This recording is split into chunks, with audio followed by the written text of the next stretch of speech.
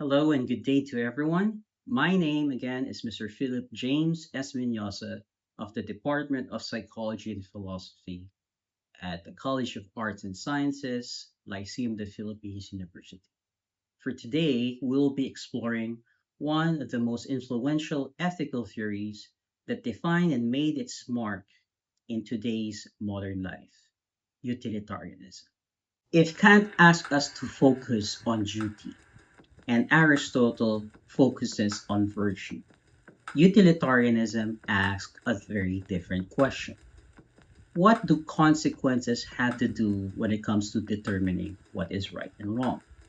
Utilitarianism holds that the rightness and goodness of an action highly depends on what will it produce as an outcome of such action. In other words, the rightness or goodness of an action is dictated upon by its outcome or the result. In technical terms, in moral theory, we call this teleological ethics or consequentialist ethics. Our discussion for today will revolve around this central idea. Can we judge something as morally good based on happiness and consequences? Popularized by two British philosophers during the peak of the growing influence of capitalism and the expansion of the Industrial Revolution, Jeremy Bentham and John Stuart Mill advanced the moral theory of utilitarianism. It emphasizes that actions are morally good or right if they promote the greatest happiness for the greatest number of people affected. This means that we should pursue actions that bring about pleasure that outweighs any pain. A key feature of utilitarianism is that its proponents do not limit the discussion of morality in terms of its theoretical basis. Instead, it advocates that we should strive to bring about practical changes that will promote happiness and relieve suffering. Both thinkers view that morality is not a matter of pleasing what God desires, often expressed through obedience to the assumed moral authority of religious institutions. Nor does it espouse that moral valuations should be determined by the socially approved customs of our culture. Utilitarianism carries and promotes a secular basis for morality and follows the principle that our actions should be guided by promoting society's happiness and avoiding any possible harm that may affect our this worldly life or concerns. Utilitarianism adheres to the principle of utility, which argues that an act is morally good or right if it promotes happiness and immoral if it tends to produce pain. It stresses that actions, laws, and social policies are to be justified by their utility, i.e., by their consequences and the happiness that it promotes. Utility meaning use or what is beneficial or what is advantageous. Hence, the crux of utilitarianism as an ethical principle is the promotion of human happiness that extends to the greatest number of people affected by any course of action and the avoidance of harm or any form of social suffering.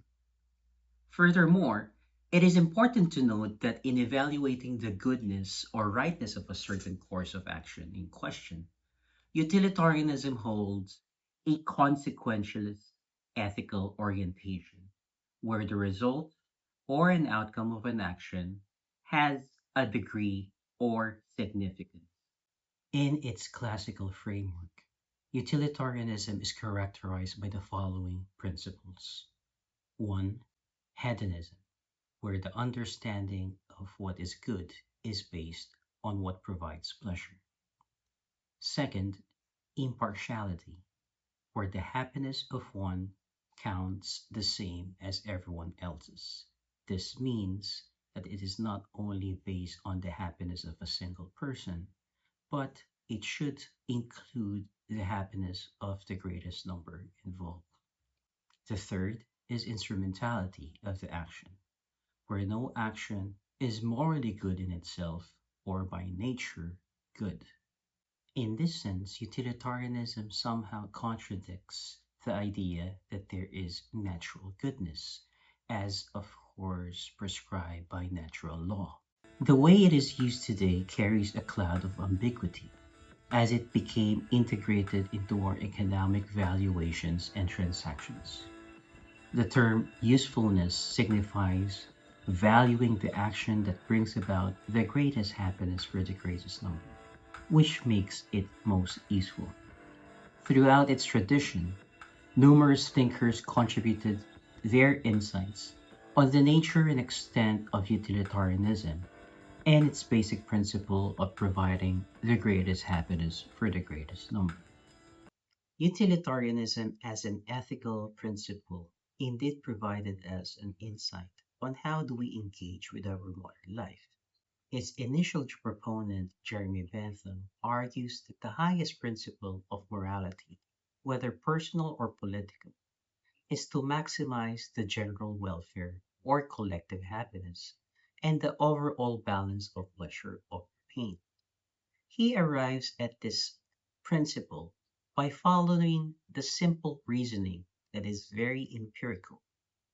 Mankind is governed by two sovereign masters, pleasure and pain. And according to this fundamental principle, which is self evident in human experience, it allows us to determine the distinction between good and bad.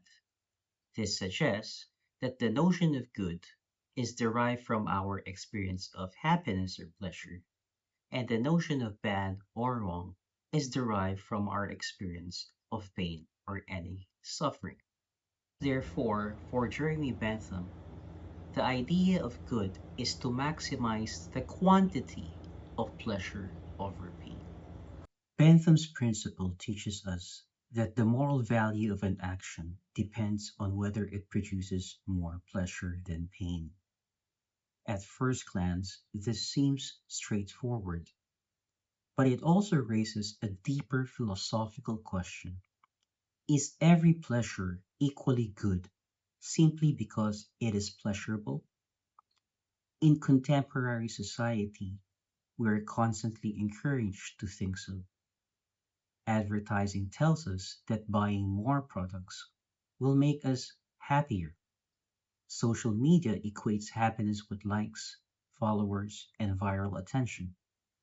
Streaming platforms encourage endless binge watching, while digital technologies are designed to keep us seeking the next moment of gratification. In a capitalist society, pleasure is often transformed and packaged into a commodity, something to be marketed, sold, and consumed. Consequently, our understanding of the good can become distorted as we begin to mistake immediate satisfaction, entertainment, or material success for genuine human flourishing. This exposes an important limitation in Bentham's theory. If the only criterion is the amount of pleasure produced, then reading a great work of literature and spending hours mindlessly scrolling through social media could be judged as morally equivalent, provided they generate the same quantity of pleasure.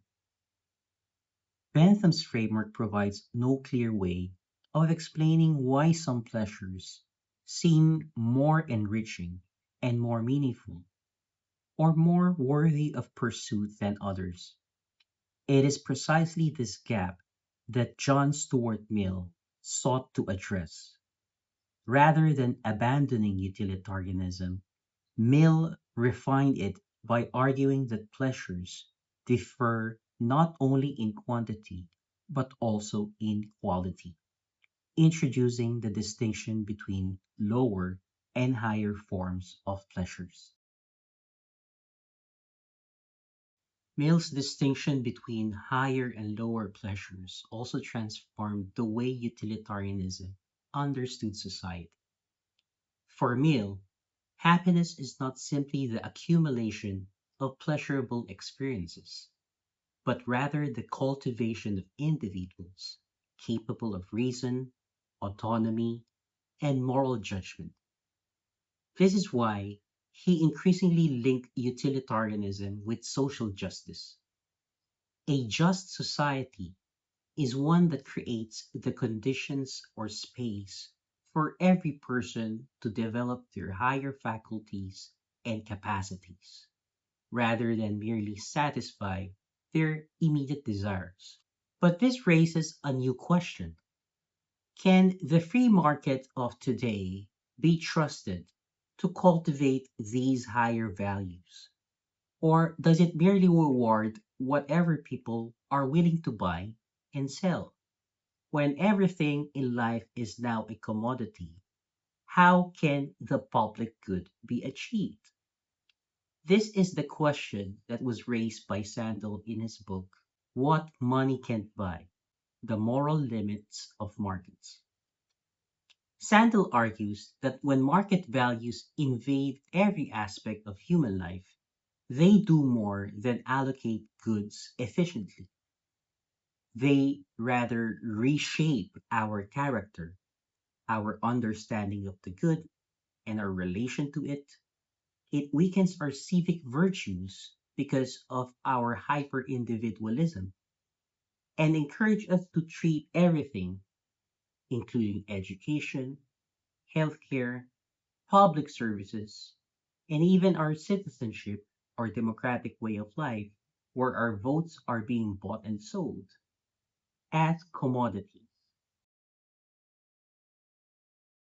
Like any moral theory we've discussed, utilitarianism is not unified. It has its advantages and disadvantages when it comes to the principle that it is proposing. What are the set of criticisms hurled against utilitarianism? Let's start with number one. Utilitarianism, if we follow it in a stricted sense of providing the greatest happiness for the greatest number, involves a sense of who is included and who is excluded from the idea or version of the good life. In the process of inclusion and exclusion, it may somehow trample upon certain human rights and intrinsic dignity of the human person. Since utilitarianism has a sort of a numbers game in which to reach the greatest happiness or the greatest number of people, it will include certain individuals or sets of people, but it may also somehow exclude certain people in the society. It also has the tendency, therefore, to marginalize certain groups. Utilitarianism is somehow also intertwined deeply with the notion of modern progress. Since utilitarianism embraces change and innovation, there is the question, does it necessarily follow that every change is good for our society? Hence, this is criticism number two.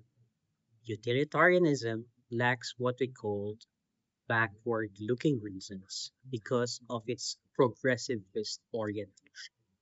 The problem with the progressivist orientation is that the notion of in with the new and out with the old may somehow diminish or erase certain intrinsic values or traditions. Take, for example, urbanization. Now, urbanization as a form of development somehow has the tendency to gentrify. Gentrification is the process in which we aesthetically beautify certain landscapes to make it more palatable and to make it more appealing, not only to our eyes, but also as a form of development, to make it more convenient.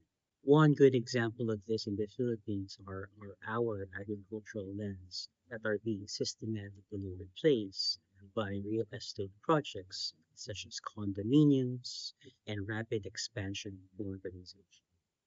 One criticism hurled against utilitarianism is for obvious reasons that the majority doesn't necessarily mean it's right. This is what we call the tyranny of the majority. This suggests that it doesn't necessarily follow that just because people are in the majority is they correspond to what is good or what is right. Majority rule can also turn into mob-like rule, in which sentiments and notions are being controlled by certain ideological factors just to somehow be part of the bandwagon. There is also what we call the problem of providing equality for everyone concerned. Of course, there is what we call the problem of effort in society, in which the greatest good or the greatest number is achieved through the efforts or via the efforts of the people that comprise the society. But what if, for example, that there are certain individuals in society that do not provide, for example, or contribute to society? This is what we call the problem of merit. A fifth criticism is the greatest possible consequences remains to be a probability. What this means is that since the future cannot be predicted, we may have somehow envisioned certain policies to turn out good, but in the process of it, that there is what we call unexpected outcomes. For example, social media was envisioned to somehow keep us informed, but in today's society, we also get to observe the adverse impact of social media. The last criticism is somehow a rejoinder with what Michael Sandel also mentions in his book, What Money Can Buy. And this is what we call the corruption of intrinsic valuations or intrinsic motivations. Despite the challenges that are faced or counter arguments hurled against utilitarianism, there are also a set of defenses that favors the principle of utilitarianism. One obvious reason is that we cannot step outside of human experience. What this means is that values have a materialist orientation in terms of understanding our definition of what good is. John Stuart Mill's version of utilitarianism also addressed the problem of partiality. What this means is that when we talk about the greatest good for the greatest number, everyone's happiness should count in achieving the good life. Recent versions of utilitarianism replace the term happiness with well being to clear off the problem when we ground our valuations on the naive satisfaction of pleasures, or the simplistic notion that anything that satisfies our desires is actually good. Another defense for utilitarianism is that the principle of utility also abides by the principle of non-maleficence, or do no harm. Utilitarianism as an ethical principle considers realistically minimizing possible harm or suffering. Utilitarianism has a progressivist orientation. It carries what we call the movement of our consciousness to something new and somehow reevaluate all traditions that do not take hold in contemporary life or are indeed questionable because of the contradictions that it brings to how we live our life as we see it today. This suggests that it is flexible and malleable with its moral imagination as time and circumstance empirically would suggest. Change is inevitable. To a large extent, utilitarianism provides rational clarity.